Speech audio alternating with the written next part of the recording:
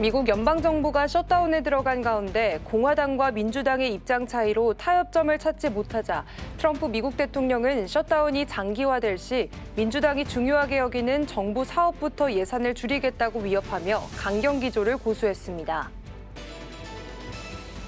중국이 전략광물인 히토류와 관련 기술 수출을 한층 강화하는 명시적인 조치를 9일 발표했습니다. 사마륨, 디스프로슘 등 주요 금속과 합금이 새롭게 수출 통제 품목에 포함됐고 반도체, AI 등 군사용 전용 품목은 개별 심사로 관리될 예정입니다. 트럼프 대통령이 가자 지구 전쟁이 종식됐다고 선언했습니다. 남은 인질은 오는 13일이나 14일 석방될 예정이며 이집트에서 평화협정 서명식이 열립니다. 아울러 트럼프는 지난 6월 이란 핵시설에 대한 공습이 이번 가자지구 평화협정에 중요한 역할을 했다고 전했습니다.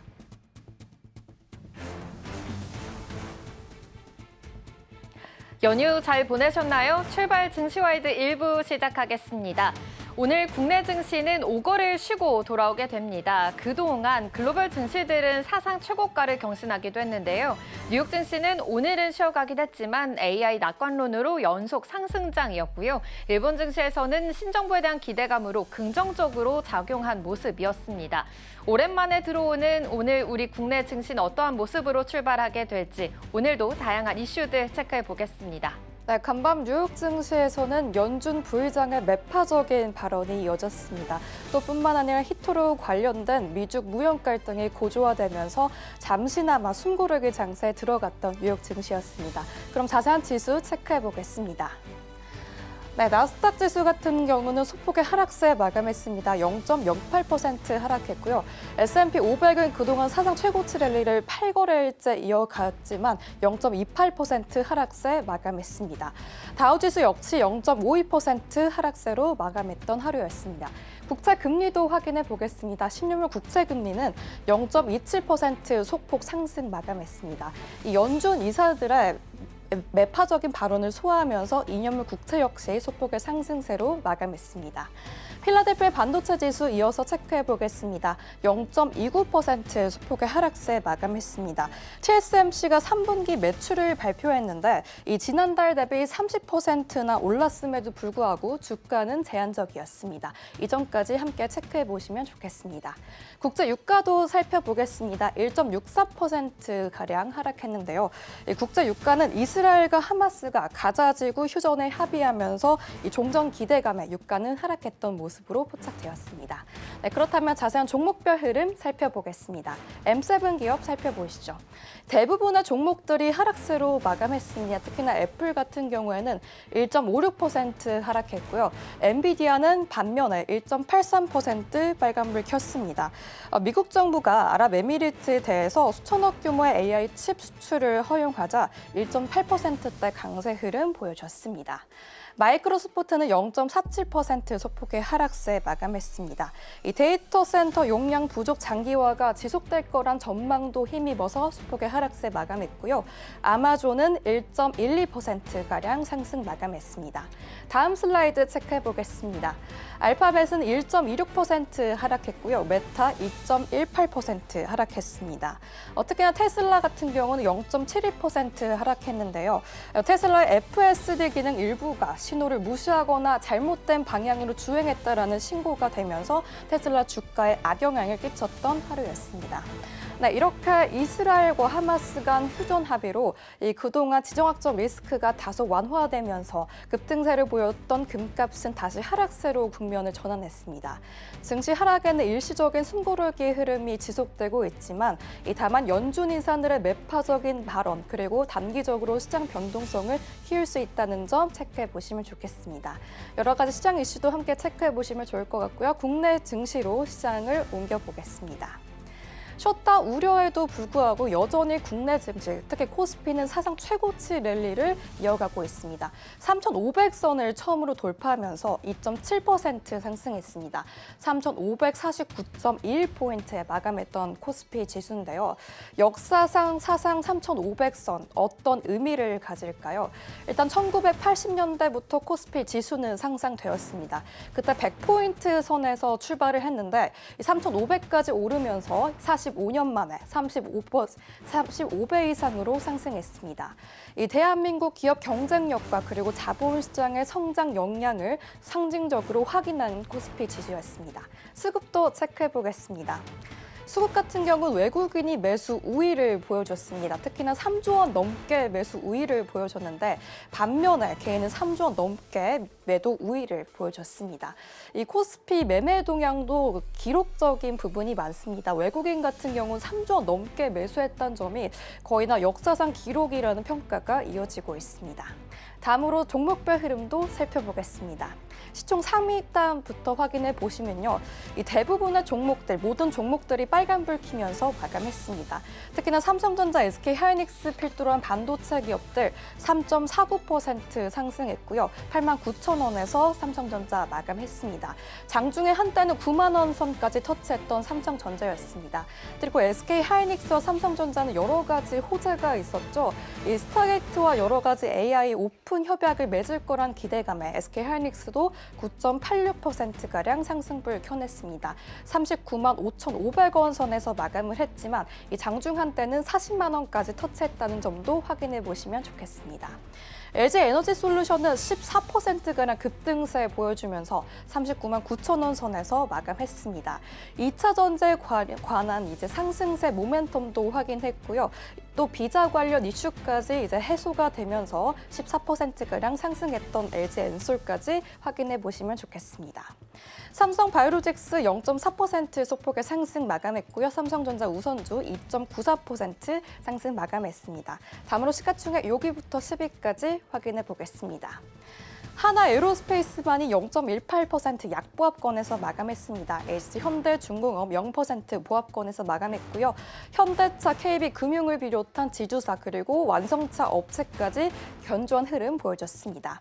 두산에너빌리티 0.31% 소폭의 상승으로 마감했던 코스피 시장이었습니다. 다음으로 코스닥 지수부터 확인해 보겠습니다. 코스닥 지수도 850포인트에 마감하면서 1.05% 상승했습니다. 코스피보다는 약간의 약세 흐름 보여줬지만 그래도 1% 넘게 급등했던 코스닥이었습니다. 수급도 확인해 보겠습니다. 수급은 외국인과 기관의 동반 매수세가 보였습니다. 특히나 외국인 같은 경우에는 거의 3거래일, 4거래일째 연속으로 매수세가 들어왔던 코스닥 지수였습니다. 종목별 흐름도 확인해 보시죠. 코스닥 시가총액 상위부터 살펴보겠습니다. 알테오제는 2.95%가량 상승했습니다. 에코프로비엔과 에코프로 2차 전지주 역시 3.29%, 0.32%가량 상승했고요. 이 비만 치료제 페트로는 0.5% 소폭의 상승 마감하면서 30만 500원에서 마감했습니다. 다음 슬라이드로 보겠습니다. 다음 슬라이드 살펴보시면요. 파마 리서치만이 3%가량 하락세 불 켰고요. 나머지 2차 전지 그리고 바이오주 모두 견조한 흐름 보여줬습니다. 파마 리서치 3%가량 하락하면서 55만 원 선에서 마감했습니다. 네, 이 파마 리서치 같은 경우에는 그동안의 급등세를 뒤로하고 잠깐의 조정세로 풀이되고 있고요. 리가켄바이오는 2.77%가량 상승했습니다. 오는 10월 17일에 유한 유럽 중앙학회에서 여러 결과를 앞두고 기대감이 커지고 있습니다. 또한 ALB 바이오, 삼천당 제약, HLB 모두 제약바이오단에서 빨간불 상승불 켜면서 코스닥 시총을 상위 마감했습니다. 네, 이렇게 증시를 정리를 해보자면 코스피는 사상 첫 3,500선 돌파, 역대 최고치로 마감했습니다. 2000년 이후 코스피는 연휴 일주일간 평균 0.5%가량 상승했다는 기록이 있는데요. 이 외국인과 기관의 순매수 전환이 반등을 이끌어줬습니다. 연휴 이후 더 오를 거란 낙관론이 아직도 많습니다. 다만 환율은 1,400원을 넘어섰고요. 이 글로벌 불확실성은 여전합니다. 특히 프랑스 정치 불안과 유럽의 철강 관세도 인상의 변수로 떠오르고 있습니다. 결국 연휴 2월 시장의 방향은 어떻게 힘을 쓸 건지 그리고 글로벌 리스크 완화에 따라서 달려 있겠습니다. 지금까지 시황의 전혜경이었습니다.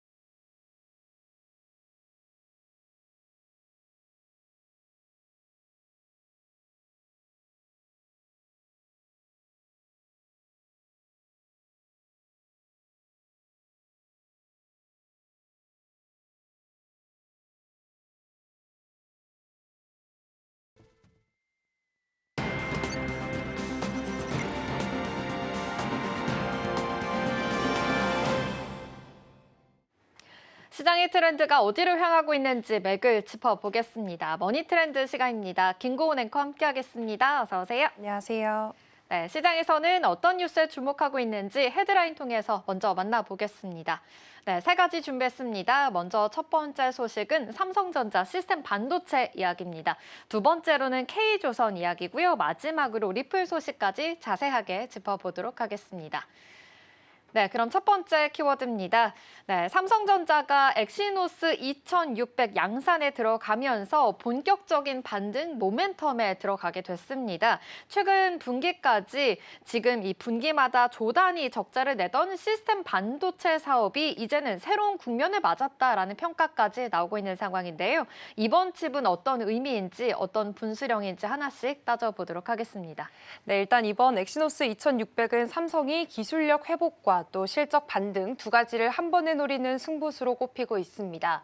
엑시노스는 삼성전자 안에서 시스템 LSI 사업부가 설계하고 파운드리 사업부가 생산하는 자체 개발 칩인데요. 삼성은 이번에 이 칩에 2나노 공정을 적용했습니다. 사실 바로 전 모델이었던 엑시노스 2500은 수율이 낮아서 문제가 많았습니다. 결국 올해 출시된 갤럭시 S25 시리즈에는 탑재되지 못했고 대신 퀄컴의 스냅드래곤 칩이 전량 들어가게 됐습니다. 그 결과 삼성의 모바일 AP 구매 비용이 상반기에만 7조 7천억 원, 작년보다 30% 가까이 늘었는데요. 이번에 엑시노스 2600 양산이 제대로 자리를 잡으면 이야기가 달라집니다. 이 외부에서 비싼 칩을 사올 필요가 줄어드니까 원가 절감 효과가 생기고요. 같은 그룹 안의 파운드리와 시스템 LSI 사업부도 생산량이 늘면서 실적이 개선될 가능성이 큽니다. 현재 삼성전자는 이미 엑시노스 2600 양산에 돌입했고요. 내년에 나올 갤럭시 S26 시리즈에 탑재하는 걸 목표로 하고 있습니다. 만약 성능까지 시장에서 인정을 받는다면 최근 몇 분기 동안 분기마다 2조 원 가까이 적자를 냈던 시스템 반도체 부문이 드디어 실적 반등의 전환점을 맞게 될 거라는 전망이 나오고 있습니다. 네, 이렇게 말씀해 주신 대로 엑시노스 2600 양산이 자리를 잡게 되면 굉장히 달라질 수 있을 것이다라는 기대가 있는 것으로 보입니다. 사실 이 엑시노스 2500 같은 경우에는 좀 대체적으로 수율이 낮아서 문제가 많기도 했었는데요. 그렇다면 엑시노스 2600은 기술적으로 좀 어떠한 차별점이 있길래 이렇게 기대가 많은 걸까요? 네, 일단 이번 엑시노스 2600은 삼성의 차세대 2나노 공정, 그중에서도 SF2 공정을 적용한 첫 상용 제품이라는 점이 가장 큽니다. 이 공정에는 기존보다 한 단계 발전된 게이트 올어라운드 기술이 들어갔는데요. 이 덕분에 속도는 더 빨라지고 전력 소모는 줄어드는 구조가 됐습니다. 성능 수치로 따져본다면 이전 세대 3나노 제품보다 성능은 12% 높아졌고요. 전력 효율은 25% 좋아졌습니다. 벤치마크 테스트에서도 싱글코어 3,300점대, 멀티코어 11,000점대로 측정이 됐고요. 그래픽 성능은 스냅드래곤 최신 칩보다 약 15% 정도 앞선다는 평가도 있습니다. 또 하나 주목할 점은 발열 문제를 개선했습니다. HPB라고 불리는 최신 열 관리 기술을 적용해서 고성능 상태를 더 오래 유지할 수 있게 됐습니다. 그래서 수율도 빠르게 좋아지고 있고요.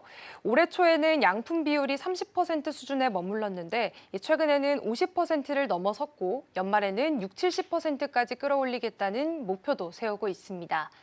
결국에 이번 엑시노스 2600이 시장에서 성능과 안정성을 인정받는다면 지금 TSMC가 사실상 독점하고 있는 첨단 파운드리 시장의 구도를 바꿀 수 있다는 기대가 나오고 있고요. 게다가 삼성의 2나노 칩 가격이 TSMC 3나노 제품보다 약 30% 저렴해서 기술력뿐만 아니라 가격 경쟁력까지 확보했다는 평가도 나오고 있습니다. 그래서 성능이 입증되기만 한다면 앞으로 해외 팹리스 기업들의 주문이 삼성 쪽으로 더 몰릴 가능성도 있습니다. 네, 이렇게 말씀해 주신 대로 속도는 더 빨라지고 전력 소모는 좀 줄어드는 구조다. 그리고 발열 문제까지 잡을 수 있는 굉장히 또 기대감이 많은 요소로 보입니다. 또 말씀해 주신 대로 이렇게 실적 반등에 대한 전환점이 될 수도 있다라는 기대감이 굉장히 많은데요. 그렇다면 이번 변화 실제로 어떠한 영향을 주게 될까요? 네, 일단 지금 삼성전자는 반도체 전 부문에서 확실히 분위기가 달라지고 있습니다. 메모리 쪽부터 보면 AI 열풍 덕분에 삼성은 차세대 HBM HBM4 양산 준비를 마친 상태고요. 그리고 엔비디아가 삼성의 HBM3 제품에 대해서 긍정적인 평가를 내리게 되면서 신뢰가 많이 회복이 됐습니다. 이와 함께 디램 가격도 오르면서 수익성 개선 속도가 빨라지고 있고요. 지금 파운드리 쪽도 반전이 뚜렷합니다. 이 테슬라와 IBM 칩 수주 그리고 애플의 이미지 센서 공급 소식까지 이어졌습니다.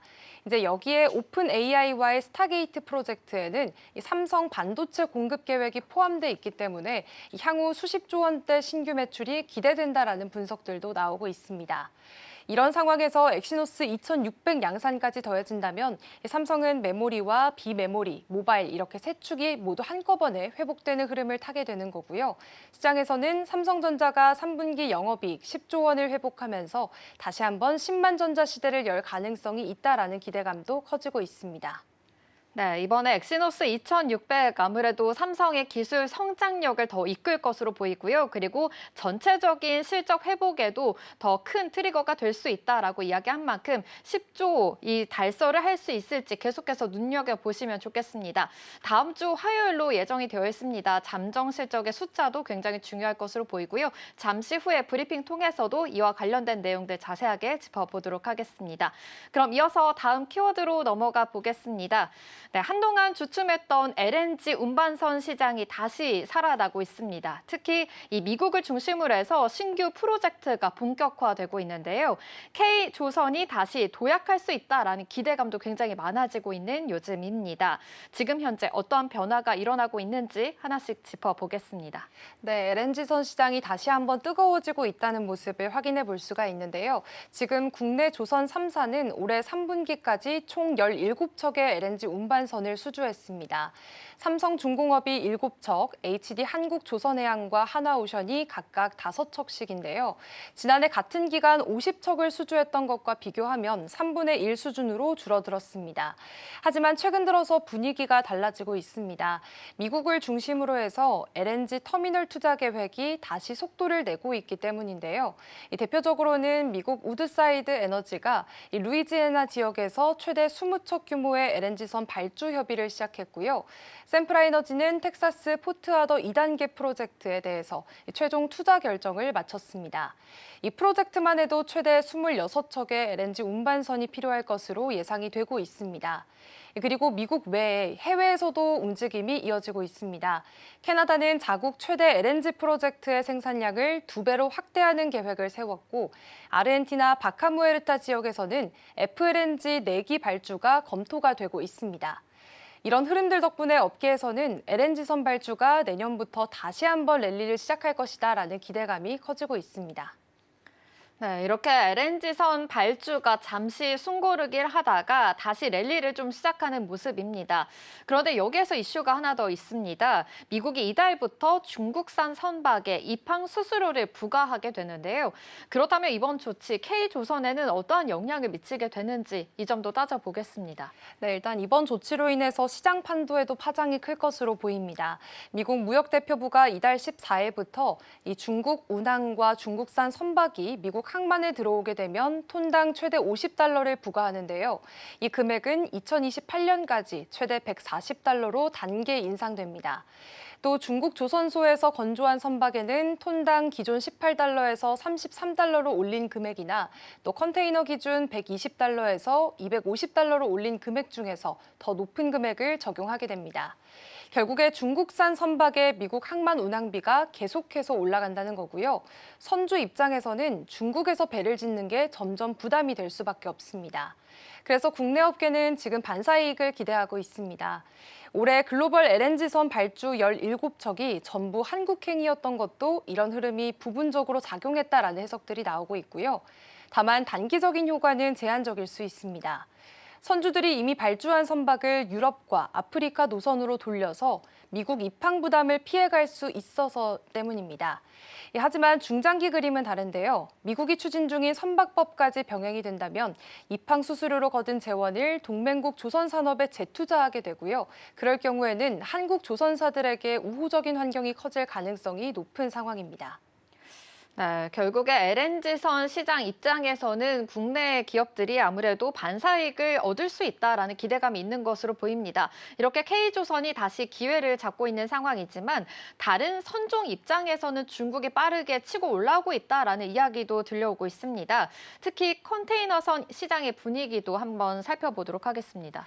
네, 지금 글로벌 컨테이너선 시장은 사실상 중국의 동무대가 되고 있습니다. 최근 세계 2위 해운사인 머스크가 LNG 이중연료 컨테이너선 최대 12척을 중국 뉴타임스 조선과 양쯔강 조선에 맡기기로 사실상 결정을 했습니다.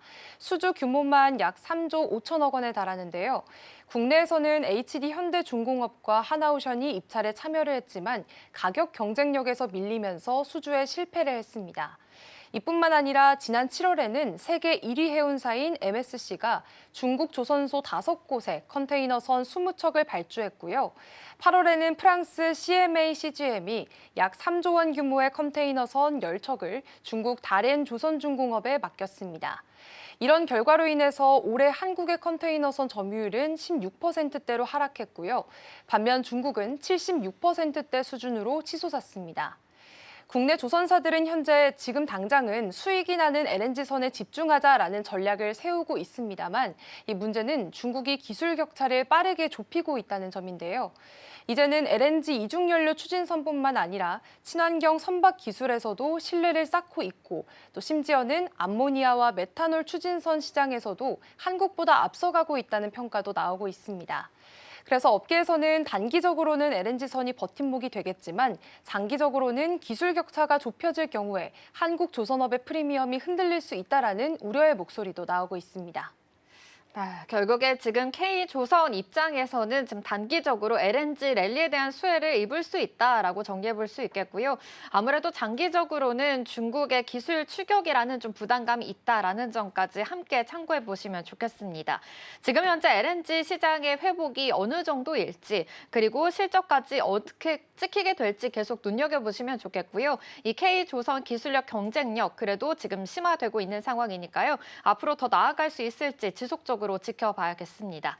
그럼 이어서 다음 키워드로 넘어가 보겠습니다.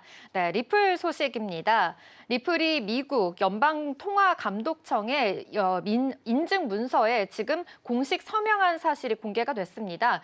이달 말에 리플 은행이 출범을 할 수 있다라는 관측까지 나오고 있는 상황인데요. 지금 현재 상황부터 정리해 보겠습니다. 네, 지금 리플이 미국에서 은행 인가 절차의 마지막 단계에 들어선 상태입니다. 최근 암호화폐 전문 매체에 따르면 리플의 최고 법률 책임자 스튜어트 알데로티와 이사인 티모시 키니가지가 지난 6월 30일자로 OCC 인증 문서에 직접 서명한 기록이 공개가 됐습니다. 이 문서는 리플이 미국 연방법규에 따라서 국가 신탁은행 인가를 공식 신청했다라는 내용을 담고 있고요. 즉 단순한 암호화폐 기업이 아니라 미국 내에서 합법적인 금융기관으로 인정받기 위한 절차를 진행하고 있다는 뜻입니다.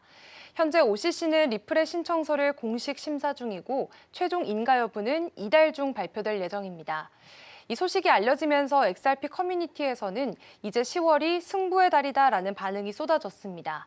만약에 인가가 승인이 된다면 리플은 블록체인 기업을 넘어서서 연방정부가 인정하는 금융기관으로 전환을 하게 됩니다. 결국에 이번 조치는 리플이 발행한 디지털 자산 XRP가 전통 금융 시스템과 직접 연결될 수 있는 길을 여는 첫 단계로 해석이 되고 있습니다. 네, 결국에 리플 입장에서는 단순히 가상자산을 발행하는 회사가 아니라 이제는 미국 내에서 이 은행으로서 좀 더 인정을 받으려는 움직임으로 보인다라고 해석을 해봐도 될 것 같습니다. 그렇다면 이 OCC 인가에 대해서는 왜 이렇게 시장의 관심이 또 쏠리고 있는 걸까요? 네, 지금 핵심은 바로 제도권 편입 때문입니다. 이번 인가를 받게 된다면 리플은 미국 연방준비제도의 결제 시스템에 직접 연결할 수 있는 권한을 얻게 됩니다. 이건 굉장히 큰 변화인데요. 지금까지 블록체인 기업들은 대부분 은행 시스템 밖에서 움직였지만 리플이 인가를 받게 된다면 연방은행의 규제를 받는 첫 암호화폐 기반의 은행이 되는 겁니다. 이렇게 되면 리플의 스테이블 코인인 리플 USD나 결제용 자산 XRP가 미국 금융망 안에서 합법적으로 송금과 결제, 보관 서비스를 제공할 수 있게 됩니다. 쉽게 말해서 XRP가 제도권 화폐처럼 활용될 수 있는 길이 열리는 셈인데요. 전문가들은 인가가 승인이 될 경우 리플이 이제는 신뢰받는 금융기관으로 자리를 잡을 것이다라고 보고 있습니다. 이런 신뢰가 생긴다면 기관 투자자 자금 유입도 본격화될 가능성이 크고요. 시장에서도 이런 기대감이 이미 반영이 되고 있습니다. 만약에 은행 인가와 또 XRP 현물 ETF 승인 이슈가 동시에 맞물리게 된다면 단기간에 가격 변동성이 크게 커질 수 있다라는 전망도 나오고 있습니다. 네, 결국에 이번 은행 인가 추진은 아무래도 리플이 탈 규제가 아니라 규제를 받아들이면서 신뢰를 얻는 그런 전략이다라고도 볼 수 있겠습니다. 그렇다면 이번에 리플 움직임, 암호화폐 전체 시장에서는 어떠한 영향을 끼치게 될까요? 네, 일단 이번에 리플의 행보는 말 그대로 블록체인 기업의 제도권 진입을 상징하는 사건이다라고 평가를 받고 있습니다. 리플은 이미 연방은행 마스터 계좌 신청을 마쳤고요. 자회사인 스탠다드 커스터디 앤 트러스트 컴퍼니를 통해서 연준에 직접 예치할 수 있는 준비금 계좌 확보도 추진 중입니다. 이건 고객 자산을 보다 안전하고 또 투명하게 관리하기 위한 조치로도 볼 수가 있는데요. 또 리플은 최근 미국 은행가 협회에서도 공식 등록이 됐습니다. 현재 미국 내에서도 공식 은행으로 인정받을 가능성이 가장 높은 블록체인 기업이 리플이라는 뜻으로 꼽히고 있고요. 지금 특히 리플의 스테이블 코인이 은행 결제망에 편입이 된다면 은행과 블록체인이 함께 작동하는 그런 새로운 금융 구조가 만들어질 가능성도 있습니다. 물론 아직까지는 넘어야 할 산도 있습니다. 미국 금융당국의 심사 절차가 매우 까다롭고요. 암호화폐 산업을 둘러싼 정치적인 논란도 여전히 존재하고 있습니다. 그렇기 때문에 시장은 지금 리플이 언제 또 어떤 조건으로 인가를 받게 될지에 대해서 주목을 하고 있습니다. 네, 리플의 은행 인가 추진, 암호화폐 산업 전반적으로 좀 제도권에 들어가게 되는 상징적인 사건이다라고도 볼 수 있겠는데요. 이달 중에 공식 인가를 받을 수 있을지 계속해서 뉴스 팔로우 해보셔야 될 것 같고요. 리플 은행이 본격적으로 문을 열 수 있을지 또 하나의 리플의 트리거가 될 수 있으니까요. 이전까지 함께 눈여겨보시면 좋겠습니다. 머니 트렌드는 여기서 마치도록 하겠습니다. 김고은 앵커와 함께했습니다. 고맙습니다. 고맙습니다.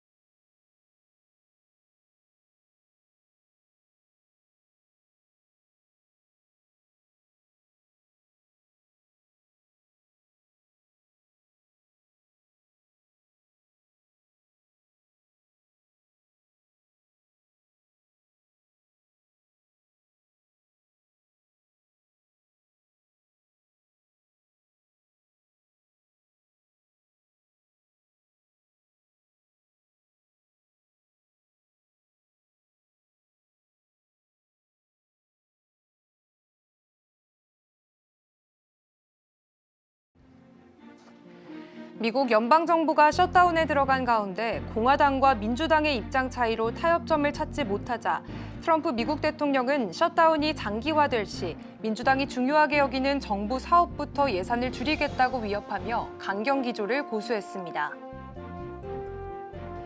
중국이 전략 광물인 히토류와 관련 기술 수출을 한층 강화하는 명시적인 조치를 9일 발표했습니다. 사마륨, 디스프로슘 등 주요 금속과 합금이 새롭게 수출 통제 품목에 포함됐고 반도체 AI 등 군사용 전용 품목은 개별 심사로 관리될 예정입니다. 트럼프 대통령이 가자 지구 전쟁이 종식됐다고 선언했습니다. 남은 인질은 오늘 13일이나 14일 석방될 예정이며 이집트에서 평화협정 서명식이 열립니다. 아울러 트럼프는 지난 6월 이란 핵시설에 대한 공습이 이번 가자지구 평화협정에 중요한 역할을 했다고 전했습니다. 코스피가 3,500선을 돌파한 가운데 지난달 국내 경제 심리가 1년 3개월 만에 최고 수준으로 올랐습니다. 하지만 3,500억 달러 규모의 대미 투자와 통화 스와프 불확실성이 커지면서 이달 협상 결과에 따라 상승세가 꺾일 수 있다는 진단이 나오고 있습니다.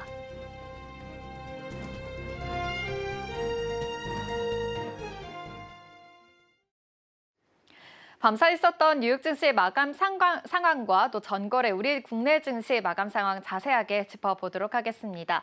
우리 국내 증시는 5거래를 쉬고 오늘 돌아오게 됩니다. 하지만 뉴욕 증시는 계속해서 달리는 양상이었죠. AI 낙관론이 더 커지면서 사상 최고가를 터치하기도 했습니다. 간밤에는 좀 쉬어가는 양상이었었는데요. 자세한 마감 상황 살펴보도록 하겠습니다.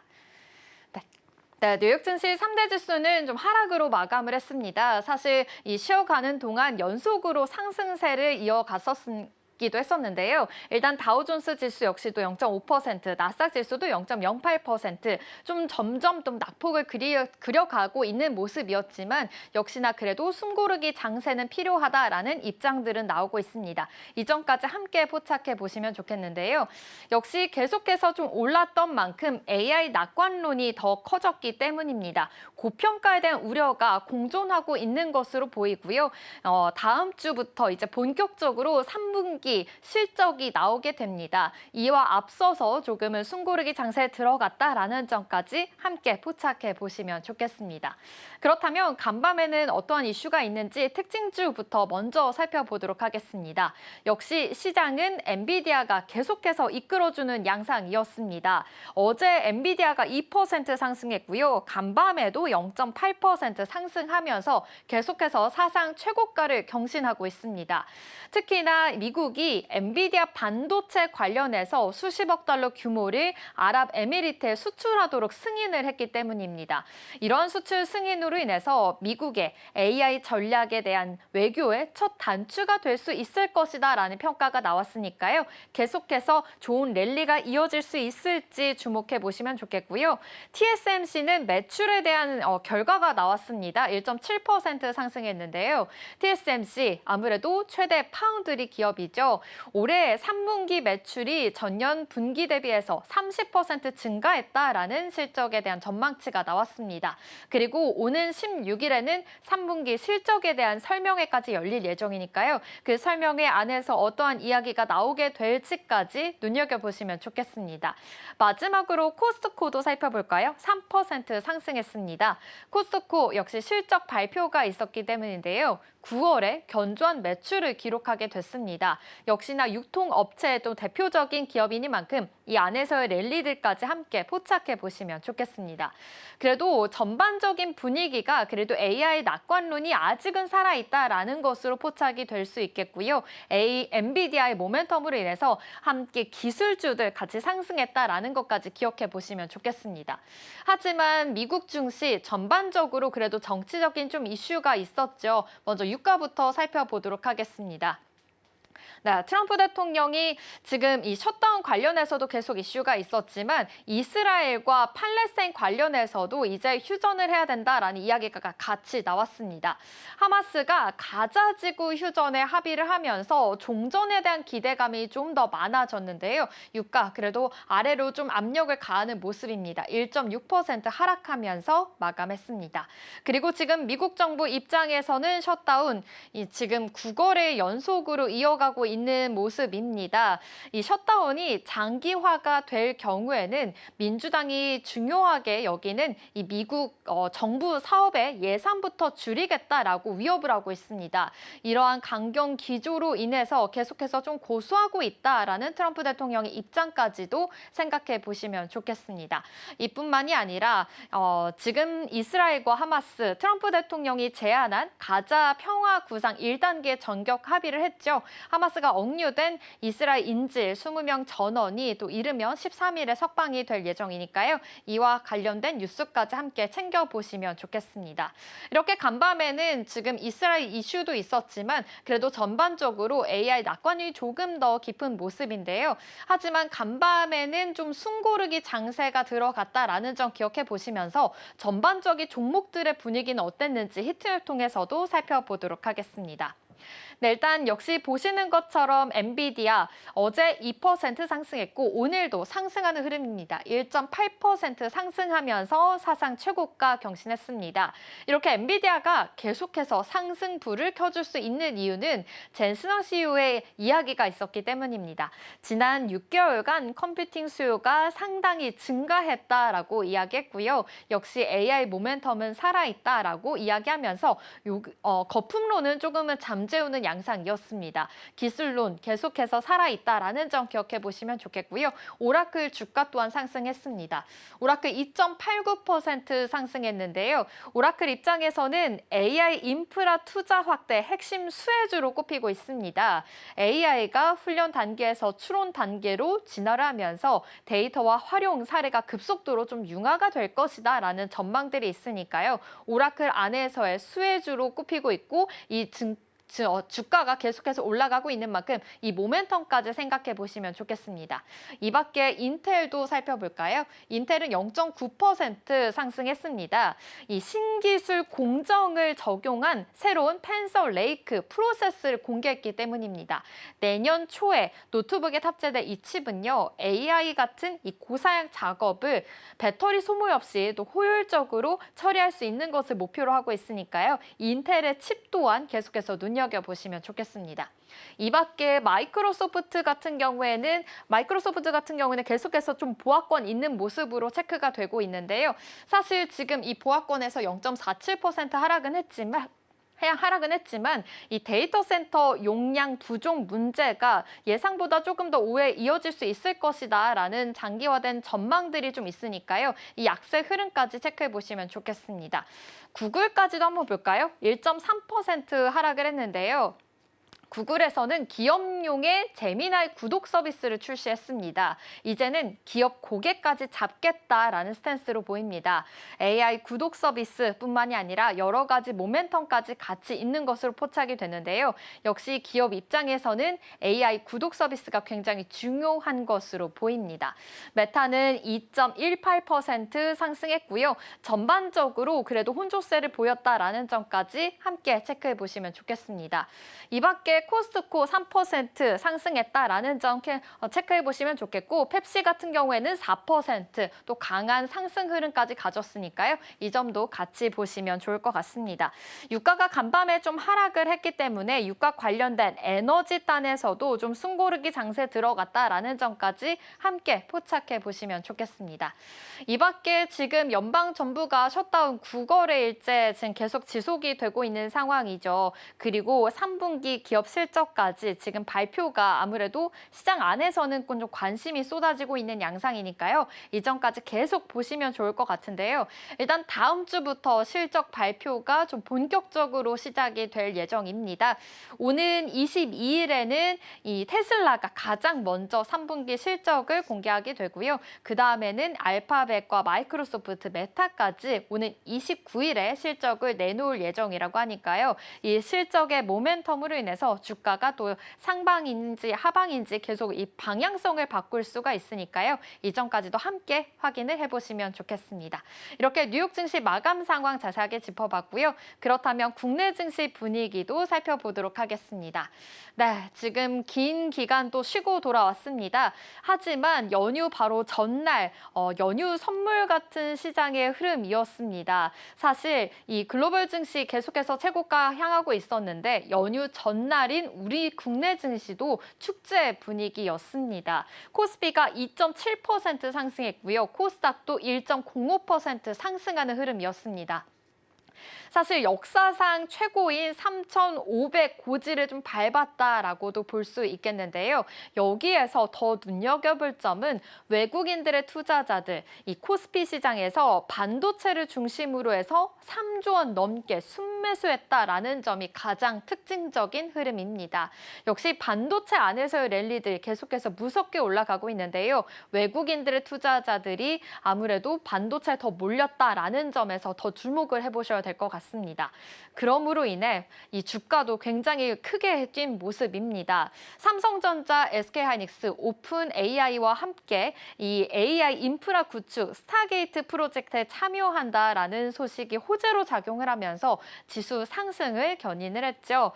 삼성전자 9만 전자 터치했고요. SK하이닉스도 40만 닉스를 터치하면서 3%, 9% 각각 급등하는 양상까지도 가지게 됐습니다. 이 밖에 소부장에서도 주목을 해볼 수가 있겠는데요. 덕산 하이메탈이 17% 상승을 하면서 계속해서 좋은 랠리를 이어갔던 지난 전 거래 우리 국내 증시였습니다. 신한투자증권 리포트를 보니까요. 4분기에도 강한 주식시장 활성화 의지가 이어질 것이다 라는 이야기도 나왔고요. 에이펙 정상회의 그리고 한중 정상회담 등에서 여러 가지 CEO들의 주요 인사 발언들이 굉장히 중요하다라고 이야기 나왔으니까요. 그 발언들까지 함께 참고를 해보시면 좋겠습니다. 이 밖에 2차 전지 LG 에너지 솔루션도 강한 상승 흐름을 보였고요. 면세점 관련해서도 여러 가지 쉬면서 좀 모멘텀 같이 받아가는 모습이었습니다. 9% 상승했다라는 점까지 함께 체크해 보시면 좋겠습니다. 증권가에서는 이제는 3,500을 넘어서 코스피가 3,600선 도전될 가능성이 높고 충분히 넘을 수 있을 것이다 라고 점치고 있습니다. 연말까지 이러한 랠리가 계속해서 이어질 수 있을지 눈여겨보시면 좋겠고요. 역시나 에이펙 일정 변수에 대해서도 주목해 보시면 좋겠습니다. 10월 말에 예정이 되어 있고 이 미중 간의 정상회담이 어떻게 이루어지게 될지도 눈여겨보시면 좋겠습니다. 그리고 대주주 양도세 이야기 계속 나오고 있죠. 연말로 갈수록 이러한 회피 매물이 나올 수 있다라는 증권가의 분석이 나오고 있습니다. 회피 매물이 나오면 차익 실현이 크게 이루어질 수 있으니까요. 주식에 대해서 또 향방에 대해서도 계속 눈여겨보시면 좋겠고요. 다음 주가 바로 삼성전자의 잠정 실적이 나옵니다. 어떤 숫자가 찍히게 될지 상승 동력으로 더욱더 자극이 될 수 있을지까지 눈여겨보시면 좋겠습니다. 이렇게 전반적으로 추석 전 거래일 아무래도 반도체가 주는 선물 같은 시장이었습니다. 그렇다면 어떠한 이슈가 있었는지 더 자세하게 클로즈업 해볼까요? 다음 장 통해서 살펴보겠습니다. 네, 이제는 연휴 이후에 좀 본격화가 되는 또 실적장에 대해서 좀 기대를 하고 있는 모습입니다. 코스피가 사상 처음으로 3,400선을 돌파한 지 보름 만에 이제는 3,500선까지 오르게 됐습니다. 굉장히 강한 상승 랠리가 이어졌다라고도 볼 수 있겠는데요. 증권가에서는 계절적인 약세에 대한 경계는 남아는 있지만 그래도 이제부터 추석 연휴 끝나고 난 후에는 이제 3분기 실적 시즌이 새로운 모멘텀을 또 하나 만들어질 수 있을 것이다라고 기대를 하고 있는 모습입니다. 사실 반도체를 중심으로 해서 대형주가 계속해서 이끌고 있는 양상이죠. 이 대형주들 이익 추정치 향상에 대해서도 좀 주도하고 있는 모습이고 이 무대 안에서의 어떤 모멘텀을 보여줄 수 있을지 계속해서 눈여겨보시면 좋겠습니다. 외국인들 순매수 중에 80%가 반도체 투톱이다라는 점 기억해 보시면 좋겠고요. 아무래도 9월 이후에 이제 연말까지의 상승은 실적 기반인 만큼 실적이 어떻게 찍히게 될지 눈여겨보시면 좋겠습니다. 그럼 이어서 다음 장도 살펴볼까요? 이 반도체 투톱 어떻게 지금 실적이 찍히게 될지 앞으로 잠정 실적에 대해서도 먼저 좀 눈여겨볼까 합니다. 지금 시장에서 바라보고 있는 거는 삼성전자가 10조 클럽에 복귀할 수 있을지에 대해서 눈여겨보고 있는 모습입니다. FN가이드 기준에 따르면요. 상분기 컨센서스가 이 매출이 83조억 원 그리고 지금 영업이익도 9조억 원으로 같이 지금 9조 원으로 같이 체크가 되고 있습니다. 영업이익이 9조 원이다 이런 이야기가 나오고 있지만 그래도 증권가에서는 10조 원과 11조 원대까지 가능성을 열어뒀다라는 사실이 더 눈에 띄는 향상인데요. 최근 들어서 반도체 업황 회복 속도가 빨라지면서 시장에서는 더욱더 기대감이 있는 것으로 보입니다. 만약에 이렇게 현실화가 된다면 지난해 2분기 이후에는 1년 3개월 만에 10조 클럽 복귀가 될 예정이니까요. 이점까지 함께 참고해 보시면 좋겠습니다. 그리고 실적 반등의 중심에는 단연코 디바이스 솔루션이 있겠습니다. 바로 DS 반도체 사업으로 볼 수가 있겠는데요. 범용 메모리 가격 상승 뿐만이 아니라 고대역폭 메모리 출하 확대까지 실적 개선에 대해서 핵심 배경으로 꼽히고 있는 상황입니다. 특히나 범용 D램 같은 경우에는 지금 이 거래 가격을 보니까요. 3배 이상 급증을 했다라는 점 참고해 보시면 좋겠고요. DDR5 16기가 같은 경우에는 47.9%나 또 상승을 했습니다. 역시나 가격 상승에 대한 모멘텀 살아있다라는 점 보시면 좋겠고 HBM 안에서도 전분기 대비해서 약 2배 이상 증가한 것으로 추정이 됩니다. 이 HBM 같은 경우에는요. D론 D램보다 3배 이상 비싸고요. 현재 전체 D램 매출의 약 30%를 차지하는 핵심 성장축이라고도 볼 수 있겠습니다. 역시 AI 서버용 수요가 폭발적으로 늘어나면서 삼성전자가 업황 반등의 최대 수혜주다라고 부각이 되고 있으니까요. 이 점 참고해 보시면 좋겠고요. 또 하나 주목할 점 바로 파운드리 부분입니다.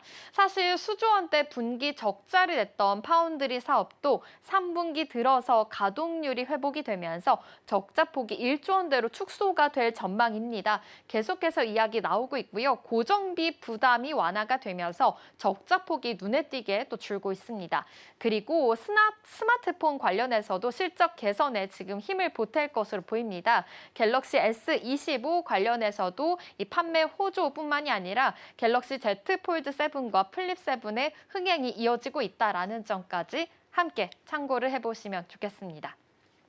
네, 이렇게 3분기에 대한 이익 구조 안정적인 모습을 보일 것이다라고 전문가들은 이야기하고 있으니까요. 이렇게 이 안에서의 모멘텀들 어떻게 체크가 되고 있는지 생각해 보시면 좋겠고요. DS 부분, 파운드리 부분, 스마트폰 관련해서도 실적 모멘텀이 더 높아질 수 있을 것이다라는 전문가, 이 증권가의 이야기까지 함께 참고해 보시면 좋겠습니다. 그렇다면 SK하이닉스는 어떤 모습일까요? 네, SK하이닉스는 첫 10조 클럽에 입성을 할 수 있을지 이 점을 눈여겨보고 있는 상황입니다. 증권가의 평균 전망치는 10조 3천억 원 수준인데요. 일부 증권사에서는 11조 원까지 상회를 할 것이다라고 보고 있습니다. 역시 핵심 동력은 단연코 또 HBM이 되겠죠. HBM 시장의 절대 강자이기 때문에 이 AI 데이터 센터 수요 폭증에 따른 단가 효과가 실적을 빠르게 좀 강하게 밀어 올릴 것이다라고 보고 있습니다. 엔비디아뿐만이 아니라 AMD, 글로벌 반도체 기업들이 가속기 수요가 늘어나면서 이 하이닉스의 라인 가동률이 사실상 풀캡이다라고도 볼 수 있겠는데요. 특히나 HBM4에 대해서 더 주목을 하고 있습니다. HBM4에 대한 개발 및 양산 체제 구축에 속도를 내고 있는 상황입니다. 또 내년부터는요, HBM 시장이 기존의 하이닉스 독점 단계에서 삼성과 마이크론이 진입하는 이제는 경쟁 체제로 전환이 될 예정입니다. 하지만 SK 입장에서는 이미 선점 효과를 했다. 그리고 기술에 대한 완성도가 굉장히 한 발 더 앞서 있다라고 이야기하면서 주도권을 놓치지 않을 것이다라는 분석들도 나오고 있으니까요. 이 점까지도 함께 체크해 보시면 좋겠습니다. HBM4에 대한 공급사는요, 사실상 SK하이닉스다라는 진단까지도 있었습니다. RE200 관련해서도 양산 일정이 매우 타이트하게 좀 있는 상황입니다. HBM4에 대해서 소량 매출이 좀 시작이 될 것이고 2026년부터 1분기부터는 본격적인 이 매출 확대가 좀 찍히게 될 것이다라고 예상한 만큼 계속해서 체크해 보시면 좋겠습니다. 또 랜드 부분 관련해서도 지금 공급 부족에 따른 수요 개선에 대한 이야기도 같이 나오고 있으니까요. 여러 가지 실적에 대한 상승 모멘텀들이 속속 있다라는 점까지 함께 체크해 보시면 좋겠습니다. HBM4 주도로에서 슈퍼사이클의 중심에 SK하이닉스 앞으로도 더 갈 수 있을지 내년까지도 이러한 흐름들이 이어질 수 있을지까지 함께 체크해 보시면 좋겠습니다. 그렇다면 증권가들은 어떻게 해석을 하고 있을까요? 다음 장 통해서 살펴보겠습니다. 네, 역시나 증권가에서도 실적의 모멘텀이 굉장히 중요하다라고 이야기 나왔습니다. 이번 어닝 시즌 이 실적이 주도하는 장세로 복귀가 될 것이다라는 거에 의견이 모아지고 있는데요. 일단 키움증권에서는 10월 자체가 대형주 중심이 될 것이다라고 이야기했고요. KB증권에서도 역시나 지금 사이클은 20% 수준일 뿐이다. 추가 여력이 더 충분히 있다라고 이야기 나왔습니다.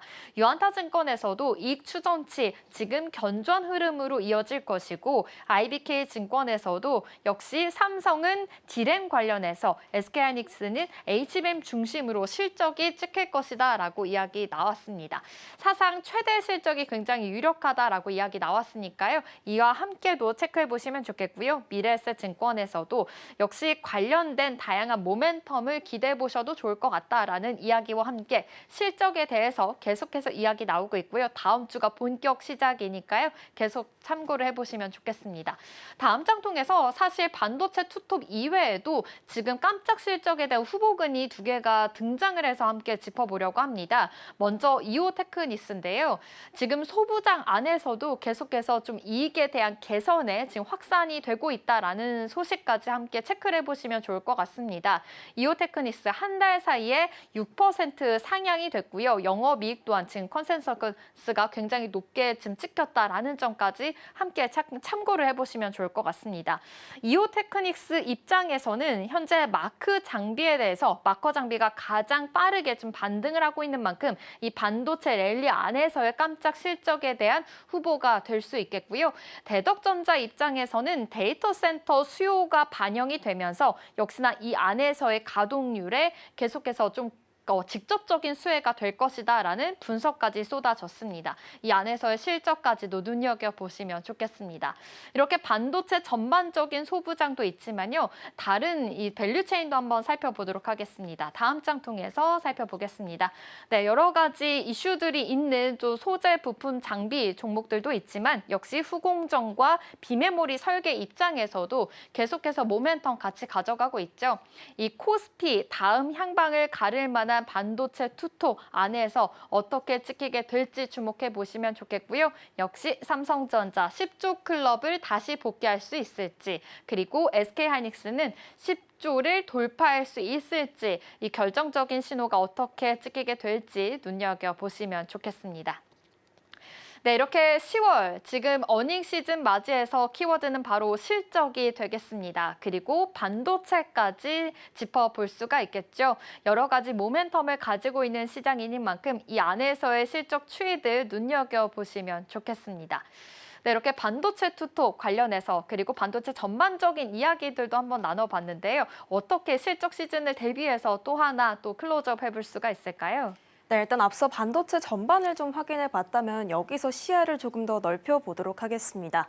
아무래도 시장은 이제 본격적으로 3분기에 펼쳐질 실적이 답인 구간에 집중할 것으로 보이는데요. 자, 그렇다면 어떤 부분들을 우리가 좀 체크를 해볼 수가 있을까요? 일단은 3분기에 펼쳐질 코스피 영업이익만 좀 확인해 봤을 때는 약 76조 원으로 예상이 되고 있습니다. 작년과 대비했을 때는 18% 정도 늘어난 수치인데요. 그런데 이번 시즌의 핵심은 이 18%라는 숫자 자체보다는 흔들리지 않는 실적에 더 집중할 것으로 보입니다. 이익이 아무래도 늘더라도 이 변동성이 동시에 크다면 시장은 불안해할 수밖에 없겠죠. 그렇기 때문에 지금은 안전성과 현금 흐름이 받쳐주는 기업들이 주목을 받고 있습니다. 예전에는 정유나 철강처럼 이 경기 민간 업종들이 좀 실적을 이끌었다면 이제는 앞서 살펴봤던 반도체나 조선, 방산이나 전력기기, 헬스케어처럼 이 흐름은 꾸준하고 기술력을 기반으로 하는 업종이 이 시장의 중심에 올라와 있습니다.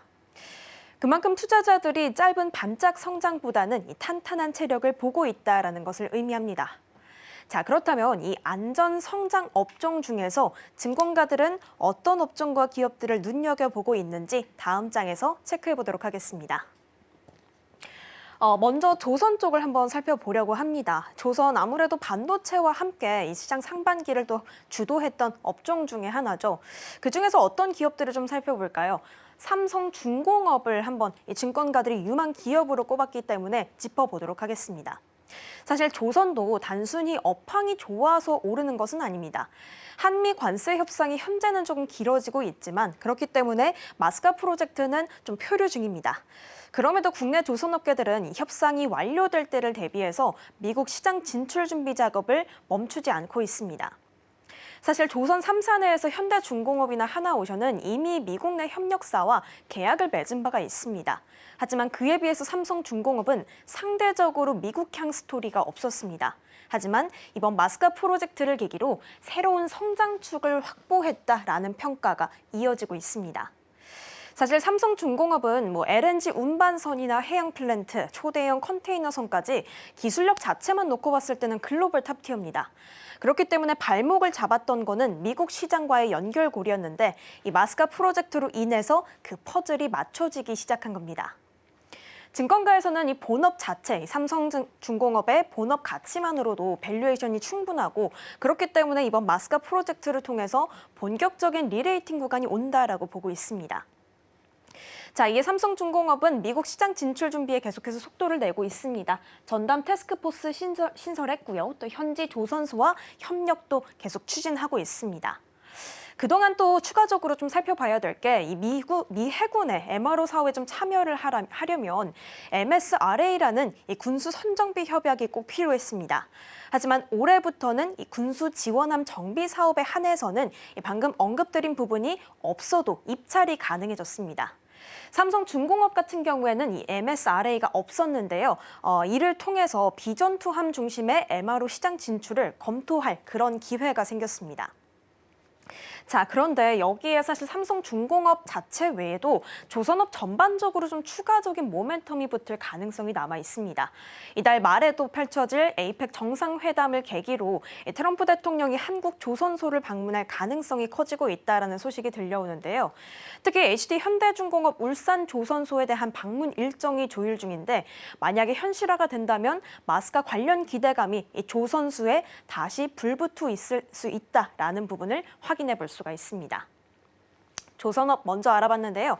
그럼 다음으로 뷰티 산업으로 한번 시선을 좀 옮겨보겠습니다. 증권가는 이 뷰티 섹터 안에서 APR을 유망 기업으로 꼽고 있습니다. 최근에 사실 K뷰티의 상승에는 이 APR의 주가 급등이 지배적이었다라는 분석이 나오고 있죠. 요즘 이렇게 뷰티테크로 불리고 있는 기업이기도 한데 그 이유가 단순히 화장품을 판매하고 수출하는 브랜드에 그치는 게 아니라 AI 데이터를 기반으로 개인 맞춤형 뷰티 솔루션을 제공하기 때문에 이 수식어가 붙게 됐습니다. 이 힘으로 국내 뷰티 대장주였던 아모레퍼시픽을 제치기도 했었죠. 3분기 매출을 좀 살펴봤을 때는 3,770억 원, 전년보다 116% 늘어날 전망이고요. 영업이익은 900억 원으로 무려 230%나 급증할 것으로 보입니다. 자, 그런데 이 안에서 해외 매출 비중이 80% 이상 차지하고 있습니다. 이 안에서 미국 시장을 살펴보면 250%대의 성장, 일본과 유럽, 중동은 200에서 300%가 넘는 성장세를 기록했습니다. 한마디로 APR이 K뷰티를 넘어서 글로벌 브랜드로 자리를 잡고 있다라고 좀 살펴볼 수 있겠는데요. 물론 이 안에서도 관세 이슈가 영향을 주기는 했습니다. 하지만 규모 자체로 봤을 때는 45억 원 정도로 전체 매출에 좀 비교했을 때는 영향이 좀 제한적이다라는 게 증권가들의 분석입니다. 여기에 대해서 또 앞으로 펼쳐질 4분기는 메디큐브나 에이프릴 스킨과 같은 주요 브랜드의 성수기입니다. 여기에 더해서 오프라인 확장 시기까지 겹치게 되는데요. 결국에는 이 APR이 단순한 기대주가 아니라 실적으로 결국 꾸준하게 증명할 수 있는 기업이다라는 평가가 나오는 이유입니다. 뷰티까지 살펴봤다면 소재로 한번 좀 넘어가 보겠습니다. 한솔 케미칼이 이 안에서 주목을 받고 있는데요. 일단 기업의 어떤 행보를 좀 살펴봤을 때는 삼성과 SK하이닉스의 하이K 프리커서를 공급하고 있습니다. 뿐만 아니라 양극재 바인더와 같은 포트폴리오 다변화에 구축을 하고 있죠. 3분기 매출은 2,228억 원, 영업이익은 476억 원으로 전년 대비해서 모두 증가될 것으로 예상이 되고 있습니다. 자, 이렇게 꾸준히 좀 늘어나고 있는 이유를 좀 살펴보겠습니다. 이익적인 측면이 늘어나고 있는 이유, 포트폴리오 다변화를 좀 꼽을 수가 있겠는데요. 뿐만 아니라 중장기 성장기 모멘텀이 좀 견고하다라는 점을 확인해 볼 수가 있습니다. 좀 살펴보면 2025년에는 이 하이K 신소재 공급이 늘어날 것으로 보이고요. 또 2026년에는 삼성전자 파운드리 가동률 회복과 또 D램 신규 공장 효과가 본격화될 것으로 보입니다. 중장기적으로 성장 모멘텀도 견고하다라고 말씀을 드렸는데 2026년에 이 하반기에 좀 양산할 예정인 실리콘 음극재와 또 2028년에 양산 목표를 가지고 있는 고체 전해질 같은 부분들이 미래 먹거리로도 확보가 되고 있습니다. 정리를 해보자면 이렇게 본업도 단단한데 신사업까지 잘 기다리고 있는 구조다라고 정리해 볼 수 있겠습니다. 그렇기 때문에 증권사들도 이 한솔케미칼을 꾸준히 성장할 종목으로 좀 꼽고 있는 이유입니다. 자, 그렇다면 마지막으로 다음 페이지에서 이 내수와 소비 섹터도 한번 좀 확인해 보겠습니다. 이 부분 같은 경우에는 앞서 살펴봤던 업종이나 기업들이 가지고 있는 꾸준한 흐름을 가졌던 축이라기보다는 외부 모멘텀이 수요를 실어주는 영역이 되겠는데요. 외부 모멘텀이 어떤 것들이 있을까요? 일단은 연휴가 이제 끝났는데 긴 연휴가 좀 시작이 되면서 이 내수와 소비 섹터가 좀 활기를 되찾기도 했습니다. 여기에 더해서 중국 국경절이라는 이 황금주 효과가 계속해서 발현이 되고 있죠. 그렇기 때문에 호텔부터 면세점, 백화점과 같은 유통의 매출이 좀 급증을 했습니다.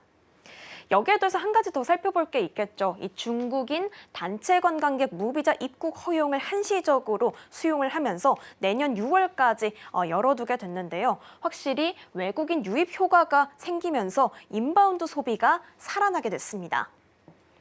이렇게 전체적인 유통업들이 좀 활기를 되찾은 가운데 백화점을 좀 집중해서 볼 필요가 있겠습니다. 가장 빠르게 이 안에서 회복하는 채널로 꼽히고 있는데요. 상반기에는 백화점들이 좀 부진했지만 7월에는 또 매출이 전년 대비해서 반등을 했고 8월에도 이 흐름이 이어진 것으로 분석이 되고 있습니다. 자, 그렇기 때문에 이번 회복세 잘 이어져 오고 있는데 단순하게 일시적인 반등이 아니라 하반기까지 이어질 흐름이다라고 평가를 받고 있습니다. 자, 그럼 이 안에서 어떤 좀 업종들이, 기업들이 주목을 받고 있는지 살펴보자면 현대백화점과 신세계 두 가지를 좀 주목해 볼 만은 하겠습니다. 일단 현대백화점 같은 경우에는 실적이 가장 잘 나올 것으로 전망이 됩니다. 일회성 비용 없이 매출 증가분이 그대로 이익으로 연결될 것으로 기대되고요. 가장 현대백화점이 추가 상승 여력까지 높다라고 좀 평가를 받고 있습니다.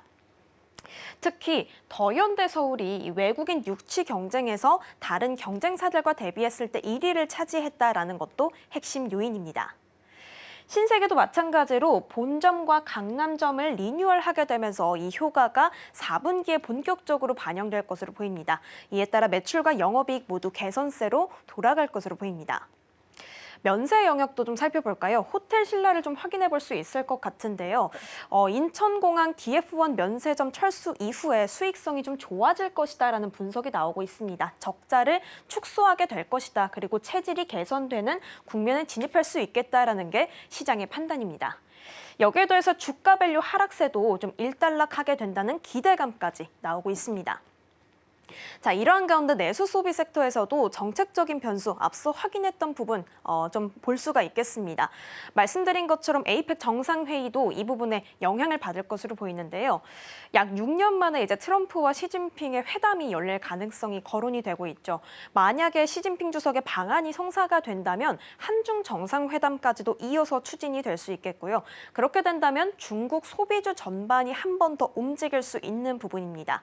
이렇게 백화점이나 면세 같은 부분뿐만 아니라 엔터나 화장품, 카지노와 같은 영역까지 확산이 돼서 수혜를 받을 수 있는 부분이겠죠. 자, 이렇게 그렇다면 내수와 소비 부분까지 좀 확인을 해봤습니다. 이제 연휴는 또 끝이 났고요. 펀더멘털의 시간이 시작됐습니다. 그렇다면 말보다는 이제는 실적이 증명하는 시기가 되겠는데요. 오늘 이야기를 좀 정리해 봤을 때 앞서 살펴본 업종이나 기업들 단순히 좋은 실적을 보이는 게 아니라 안정적인 성장을 갖고 있거나 실적이 견고하거나 혹은 현금이 몰려 들어오는 기업들이 주도할 가능성이 크다라고 정리해 볼 수가 있겠습니다. 결국 이들 기업의 공통점도 분명하겠는데요. 숫자가 받쳐지고 또 스토리는 명확하게 갖추어져 있고 말씀드린 것처럼 현금이 이렇게 흘러들어오는 구조를 가지고 있다. 그리고 시장은 그걸 찾고 있다라고 볼 수 있겠습니다. 지금까지 마켓 클로즈업이었습니다.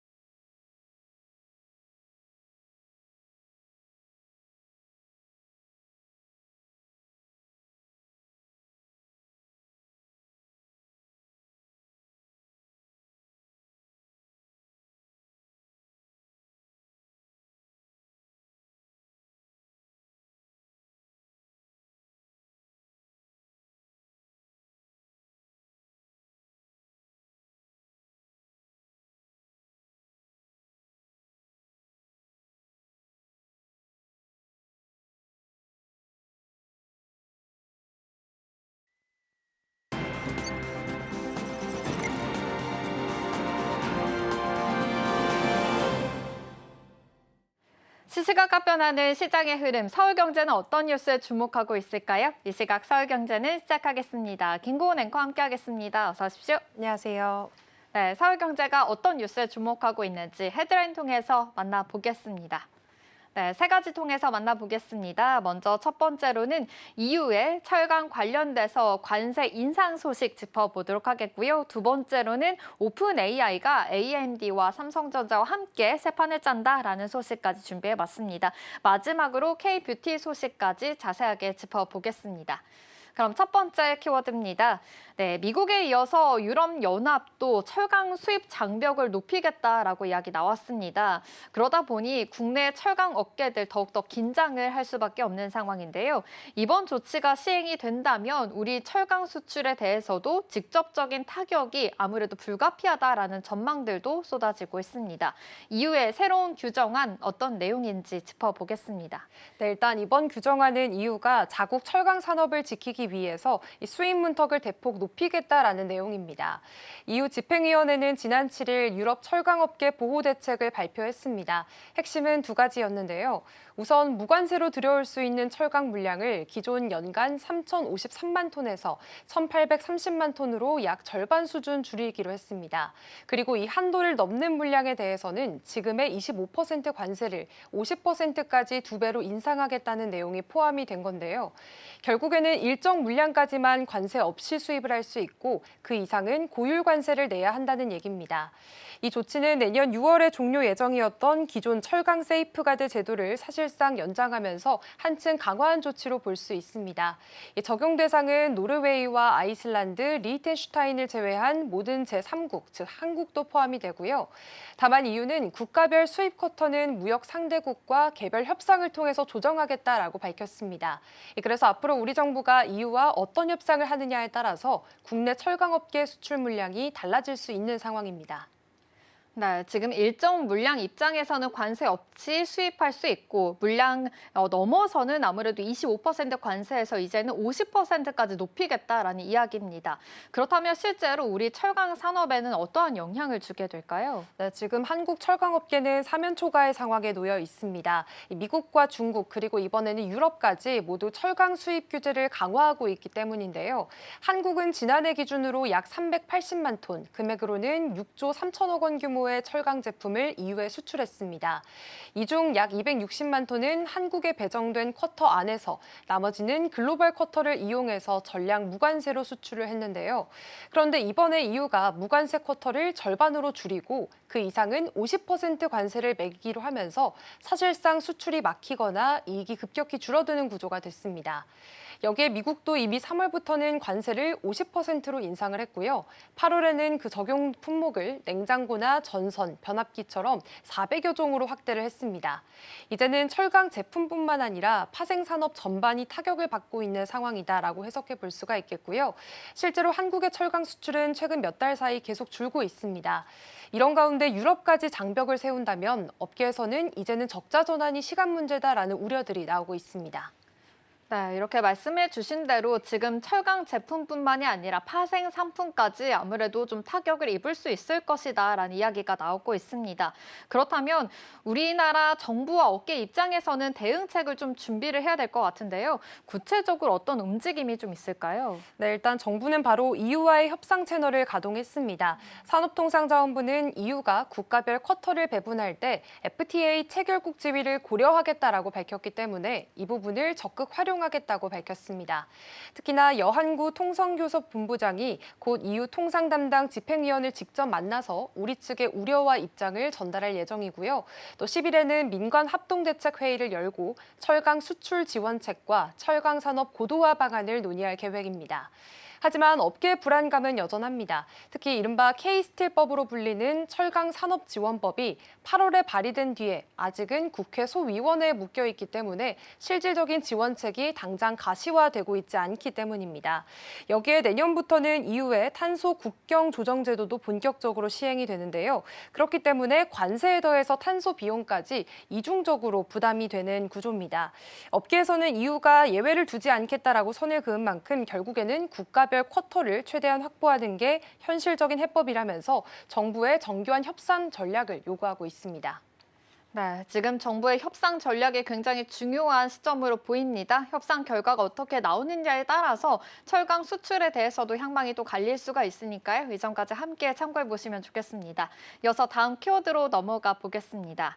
네, AI 반도체 시장의 절대 강자 엔비디아의 독주 체제가 흔들리고 있다라는 소식입니다. 사실 오픈 AI가 지금 엔비디아 대신에 AMD 차세대 AI 칩을 더욱더 지금 쓰겠다, 도입하겠다라는 이야기가 나왔기 때문인데요. 특히 이번 협력 과정에서 삼성전자가 핵심 부품 공급사로 지금 주목을 받고 있다라는 이야기까지 더해지고 있습니다. 그렇다면 오픈 AI와 AMD 협력 소식부터 먼저 정리해 보도록 하겠습니다. 네, 일단 이번 소식은 한마디로 AI 반도체 시장에 좀 판도가 변화되고 있다라고 해석을 해볼 수 있겠습니다. 그동안 AI 칩 시장은 엔비디아가 점유율 80% 이상을 차지하면서 사실상 독점 구조였는데요. 그런데 오픈 AI가 AMD의 차세대 AI 가속기인 MI450을 선택을 하면서 이 고착된 구조가 처음으로 흔들리기 시작했습니다. 오픈 AI는 2026년 하반기부터 MI450을 기반으로 한 초대형 AI 시스템을 구축할 예정입니다. 이 규모로 본다면 TSMC의 첨단 패키징 기준으로 약 5만 장에 달하는 엄청난 물량인데요. 이 과정에서 주목받고 있는 기업이 바로 삼성전자입니다. AMD의 MI450에는 HBM4가 들어갑니다. 이 HBM4를 주력으로 공급할 기업이 삼성전자가 될 가능성이 가장 높다라는 전망이 나오고 있고요.